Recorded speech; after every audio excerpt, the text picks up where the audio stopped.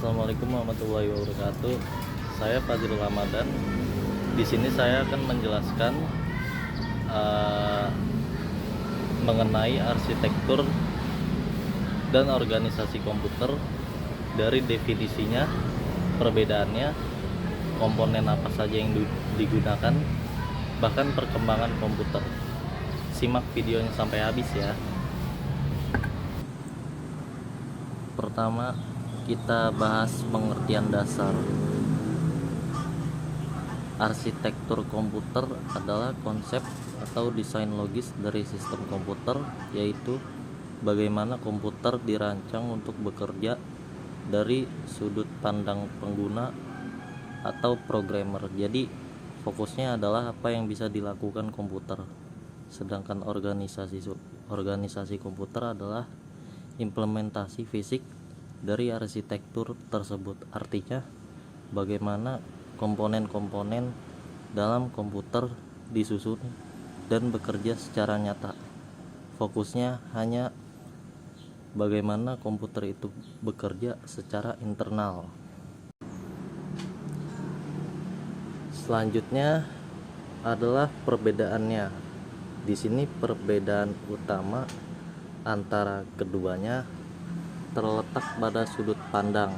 Arsitektur komputer lebih bersifat konseptual, misalnya seperti instruksi yang bisa dijalankan oleh komputer atau cara data diproses. Sedangkan organisasi komputer lebih ke teknis dan fisik, seperti rangkaian hardware, jalur komunikasi, dan struktur CPU.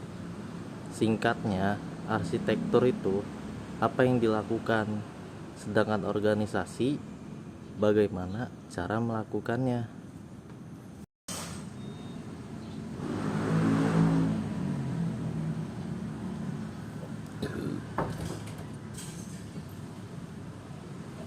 Nah, ini adalah gambar dari perkembangan komputer. Saya akan jelaskan satu-satu ya.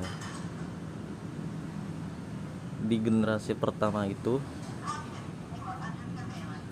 menggunakan tabung vakum,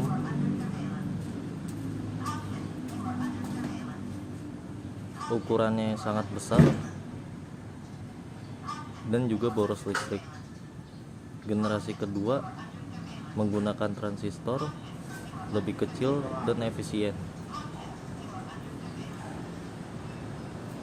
Di generasi ketiga menggunakan IC atau chip, lebih cepat dan mulai menggunakan sistem operasi. Di generasi keempat menggunakan mikroprosesor, muncul komputer pribadi atau PC yang kita gunakan sekarang. Di generasi yang kelima berbasis teknologi modern seperti kecerdasan buatan atau yang biasa kita sebut AI dan komputasi canggih. Perkembangan ini menunjukkan bahwa komputer semakin kecil, cepat, murah, dan cerdas.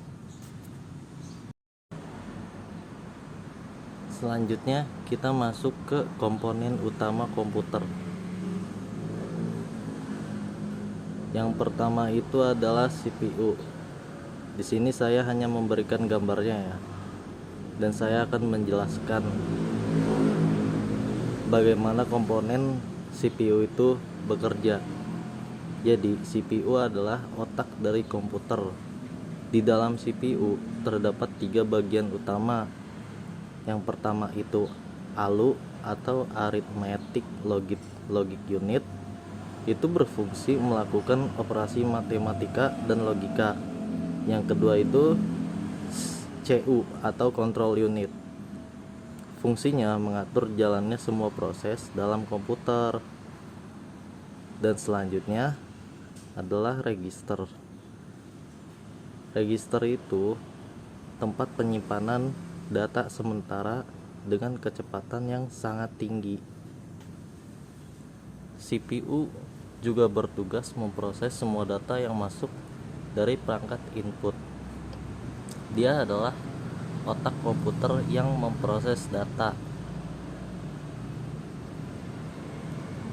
Dan bagian CPU adalah 3 yang tadi saya jelaskan: ALU, CU, dan register.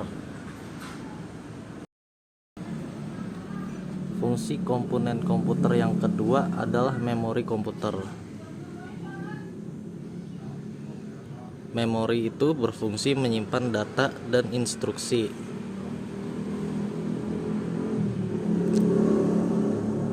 Ada 3 jenis utama.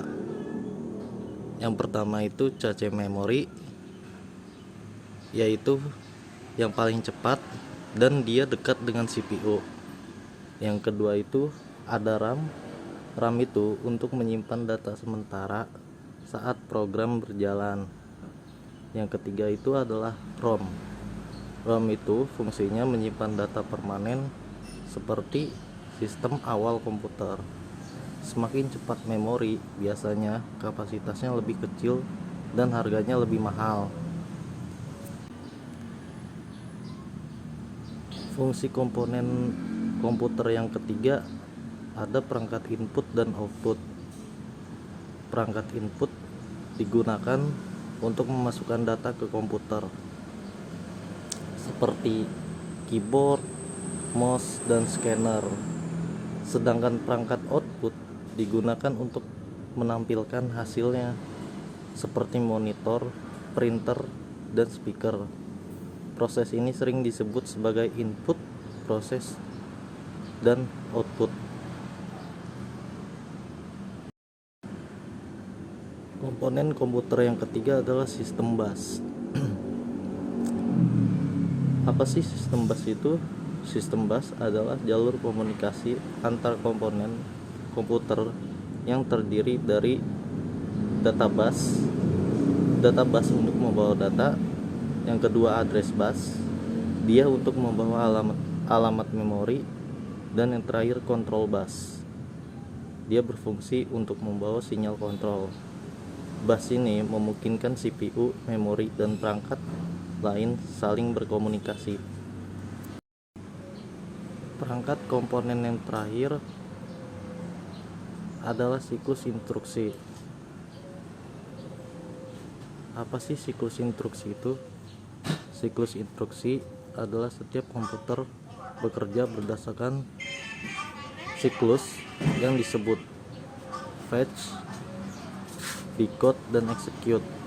Penjelasannya, fetch itu adalah CPU yang mengambil instruksi dari memori. Yang kedua itu decode. Decode adalah instruksi yang diterjemahkan. Yang ketiga adalah execute. Execute adalah instruksi yang dijalankan. Siklus ini terjadi terus-menerus selama komputer aktif. Contohnya bagaimana sih? Contohnya itu saat kita mengetik, keyboard mengirim data, CPU memproses, nanti hasilnya akan muncul di layar. Sebagai kesimpulannya, arsitektur dan organisasi komputer adalah dua hal yang saling berkaitan. Arsitektur itu untuk menentukan konsep, sedangkan organisasi menentukan implementasinya. Dengan memahami keduanya, kita bisa lebih memahami bagaimana komputer bekerja dari dalam hingga luar.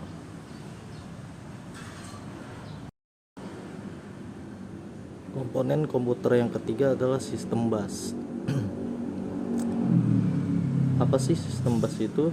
Sistem bus adalah jalur komunikasi antar komponen komputer yang terdiri dari data bus untuk membawa data, yang kedua address bus, dia untuk membawa alamat memori, dan yang terakhir control bus, dia berfungsi untuk membawa sinyal kontrol.